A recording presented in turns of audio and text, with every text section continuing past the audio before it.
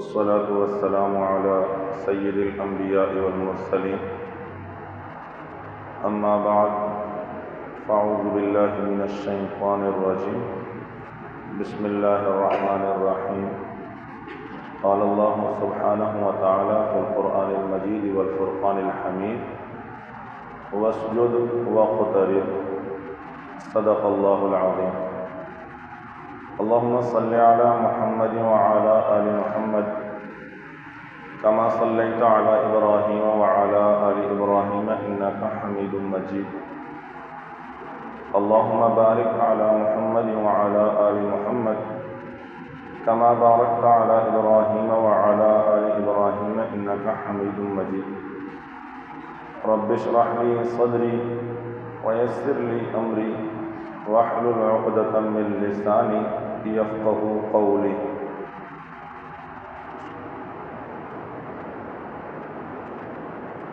میرے محترم دوستو اور عزیز سامعین کرام، نبی اکرم صلی اللہ علیہ وسلم کے ایک صحابی ہیں ربیعہ بن کعب اسلمی رضی اللہ تعالی عنہ۔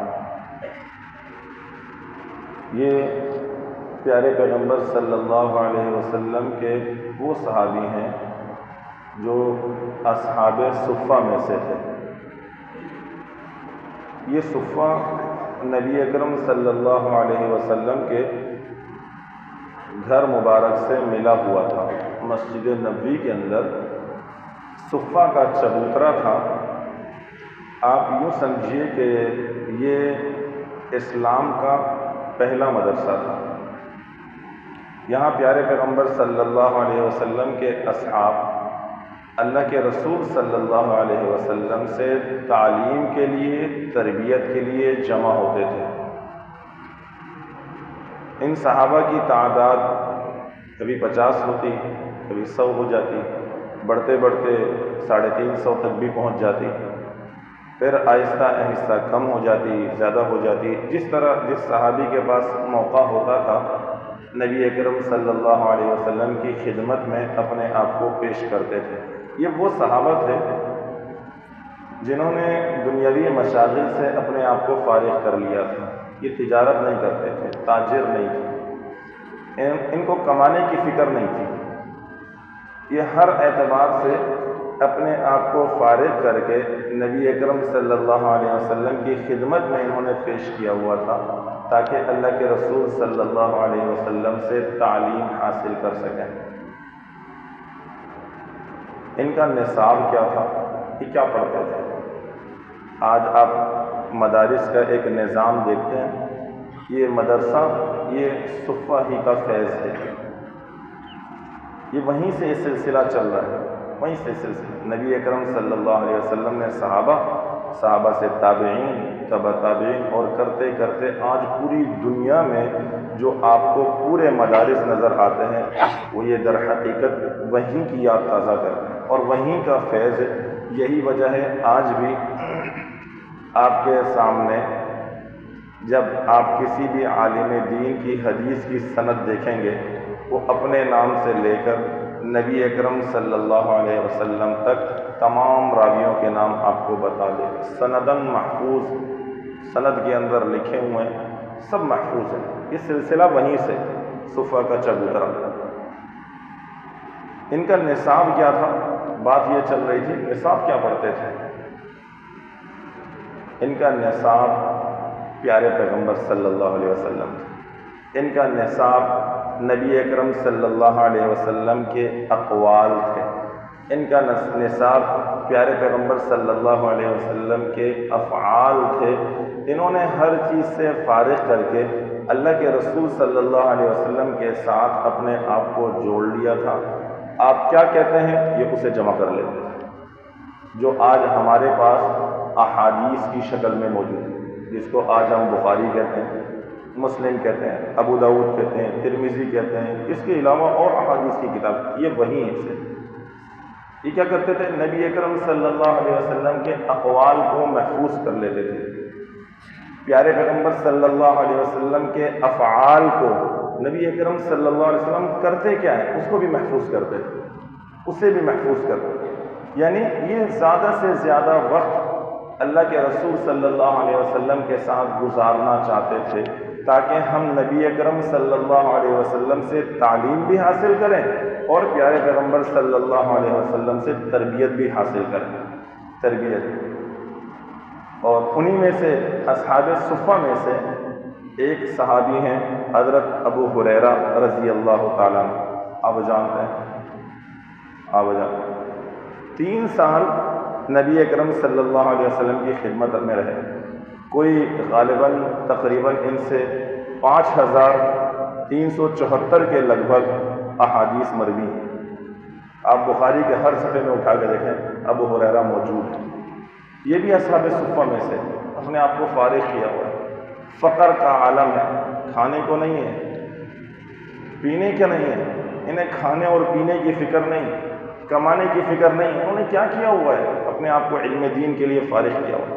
ابو ہریرہ اپنے بارے میں خود کہتے ہیں کبھی کبھی نوبت ایسی آ جاتی تھی فاقے کی وجہ سے میں مسجد نبوی کے گیٹ پر غشی کھا کے گر جاتا تھا، اور لوگ یہ سمجھتے تھے کہ مجھے مرگی کا دورہ اٹھا ہے۔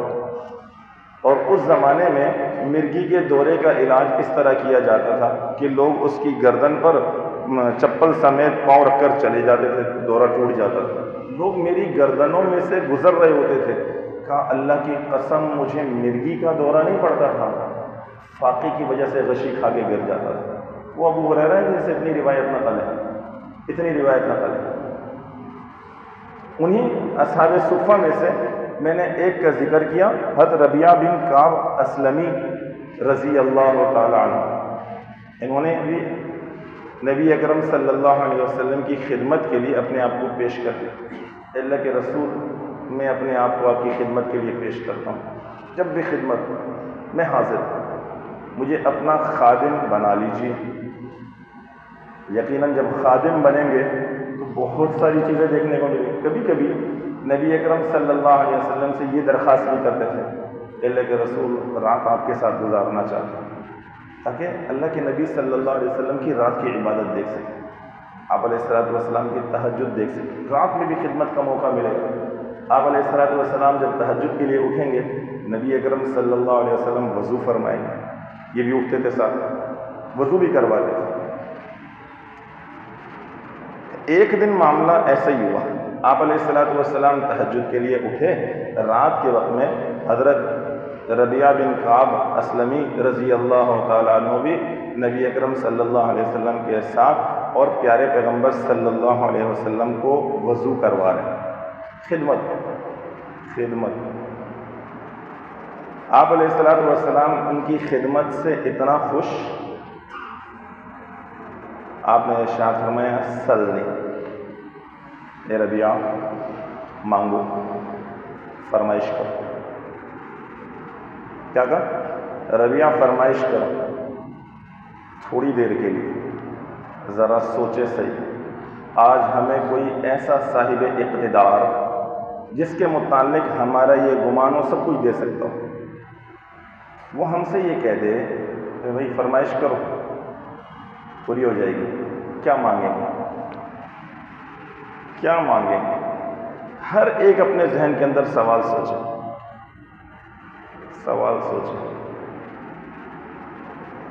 ربیعہ نے کہا موقع غنیمت ہے، آج تو موقع مل گیا،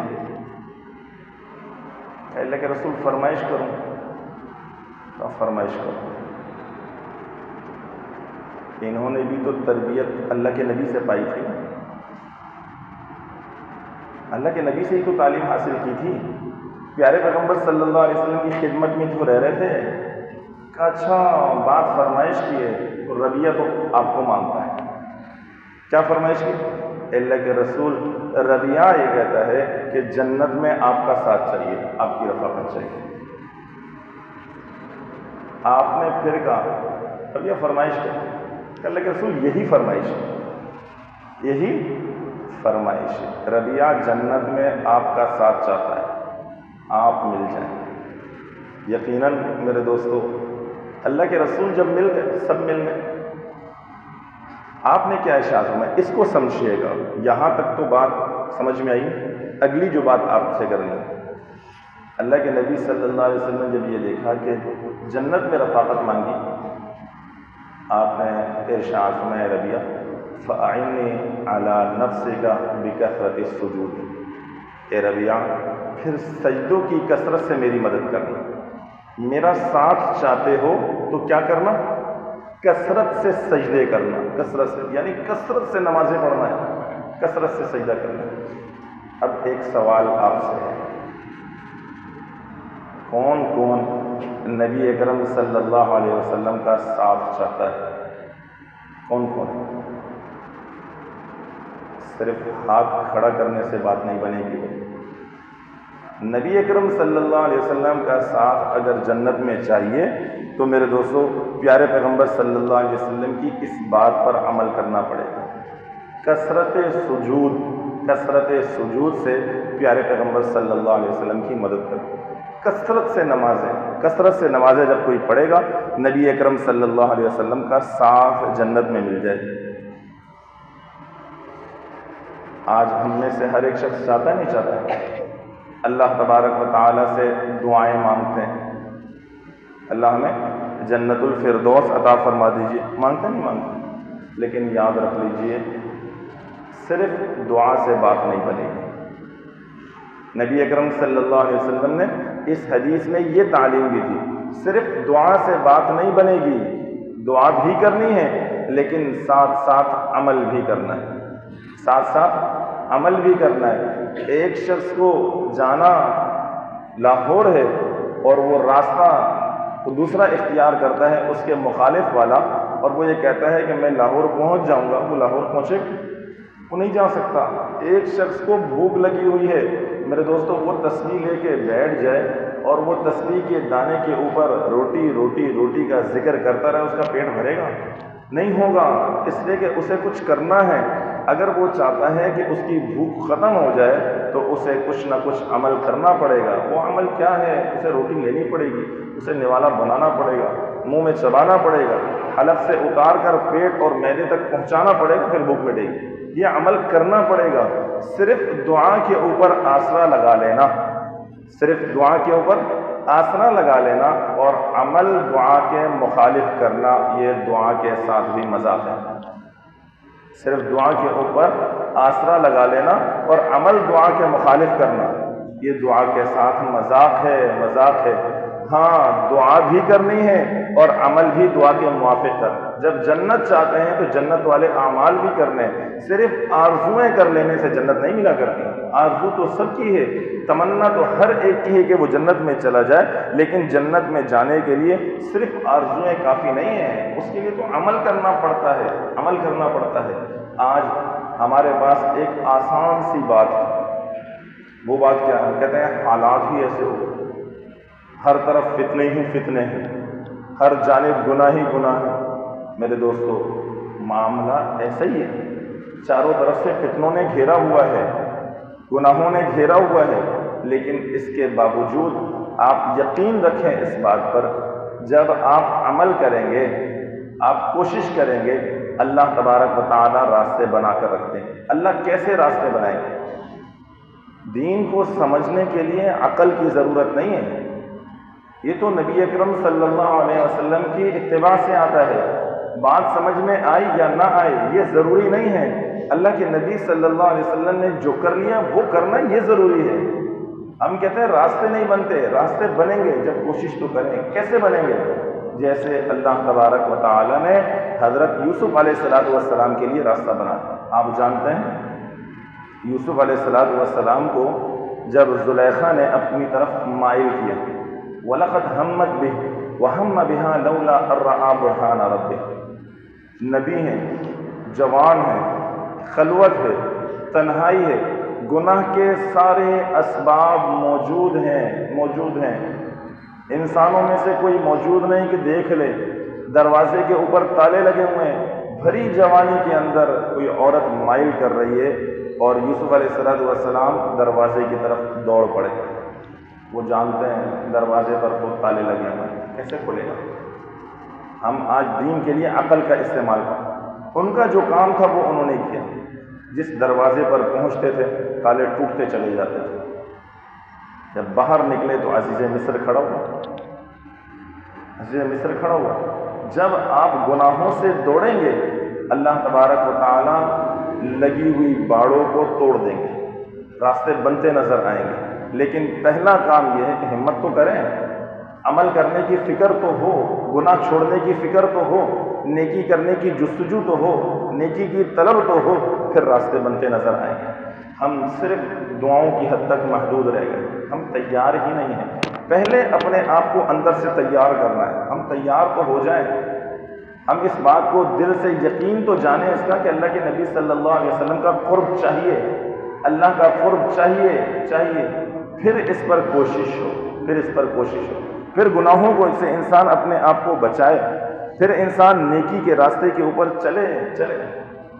دیکھیں کیسے راستے بنتے نظر آتے ہیں۔ اس زمانے کے اندر بھی بہت سارے ایسے لوگ زندہ ہیں، بے شمار مثالیں ہیں جو اپنے آپ کو گناہوں سے بچاتے ہیں، بے شمار مثالیں ایسی ہیں جنہوں نے اپنے آپ کو نیکی پر ڈالا ہوا ہے،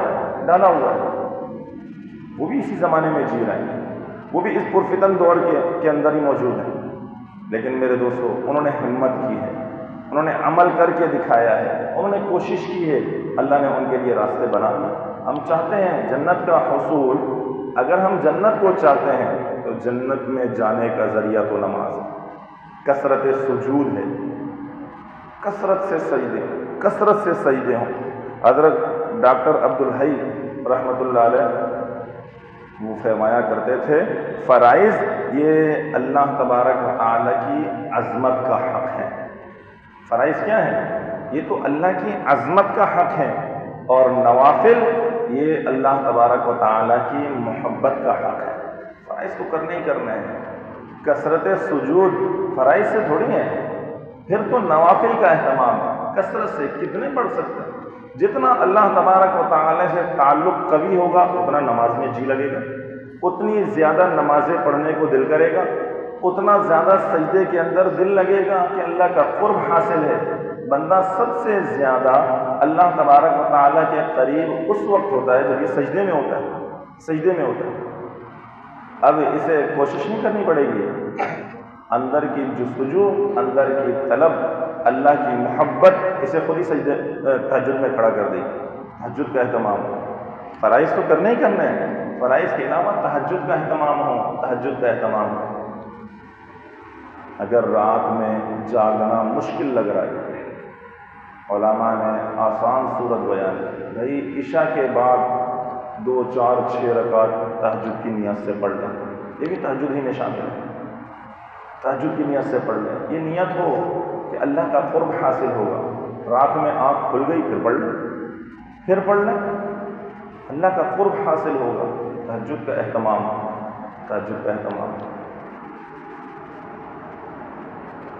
پیارے پیغمبر صلی اللہ علیہ وسلم نے ارشاد فرمایا، رات کا جب 1/3 حصہ گزر جاتا ہے، اللہ کا ایک منادی ہی ندا دیتا ہے کوئی مغفرت طلب کرنے والا، میں اس کی مغفرت کروں، ہے کوئی حاجت رواں کہ میں اس کی حاجت کو پورا کر دوں، ہے کوئی مجھ سے سوال کرنے والا کہ میں اس کے سوال کو پورا کروں۔ ہم کہتے ہیں اللہ مغفرت فرما دیجیے، لیکن رات کے 1/3 میں تو اللہ کی طرف سے ندا ہو رہی ہے، مغفرت کا وقت ہے، آ جاؤ اللہ سے مغفرت طلب کرو، اللہ مغفرت فرما دے۔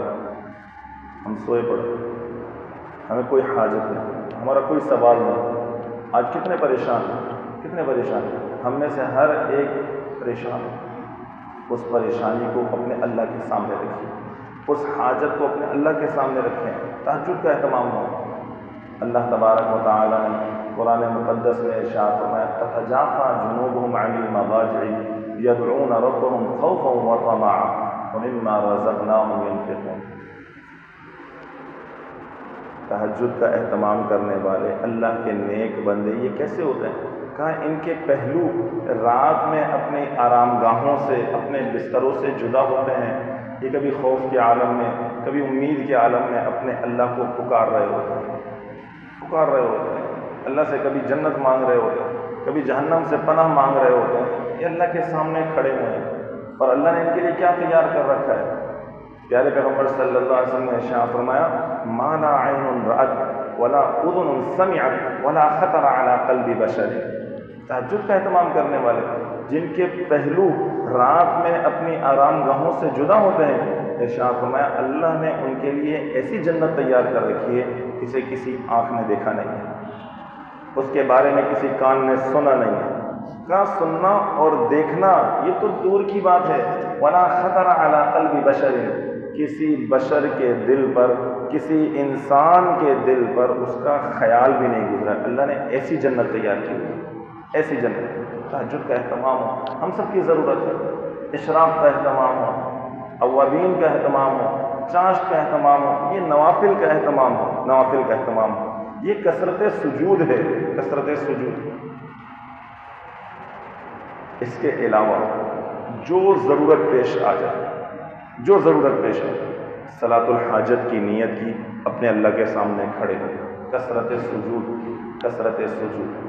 تو جو یہ چاہتا ہے کہ جنت حاصل کر لے، تو میرے دوستو پیارے پیغمبر صلی اللہ علیہ وسلم نے آسان طریقہ بتا دیا. جو یہ چاہتا ہے جنت میں نبی اکرم صلی اللہ علیہ وسلم کی رفاقت ملے، پیارے پیغمبر صلی اللہ علیہ وسلم کا ساتھ ملے، تو اسے چاہیے نبی اکرم صلی اللہ علیہ وسلم کی اس بات پر عمل کرے